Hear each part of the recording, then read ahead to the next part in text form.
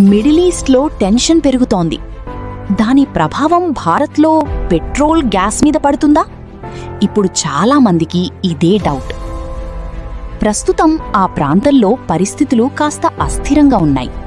ప్రపంచానికి ముఖ్యమైన ఆయిల్ మార్గాలు కొంత ప్రభావం ఎదుర్కొంటున్నాయి.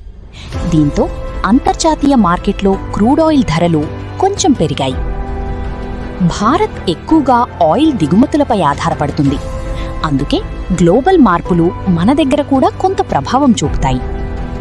కానీ ఇక్కడొక ముఖ్యమైన విషయం, ప్రస్తుతం దేశవ్యాప్తంగా పెద్దగా ఫ్యూయల్ షార్టేజ్ ఉందని ఈ అధికారిక సమాచారం లేదు.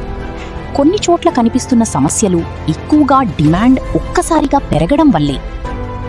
తెలంగాణ, ఆంధ్రప్రదేశ్లో కూడా కొన్ని ప్రాంతాల్లో పెట్రోల్ బంకులు తాత్కాలికంగా ఖాళీ అయినట్లు వార్తలొచ్చాయి. కానీ అధికారులు చెబుతున్నదేమిటంటే ఇది సప్లై కంటే డిమాండ్ పెరగడం వల్ల వచ్చిన తాత్కాలిక పరిస్థితి మాత్రమే.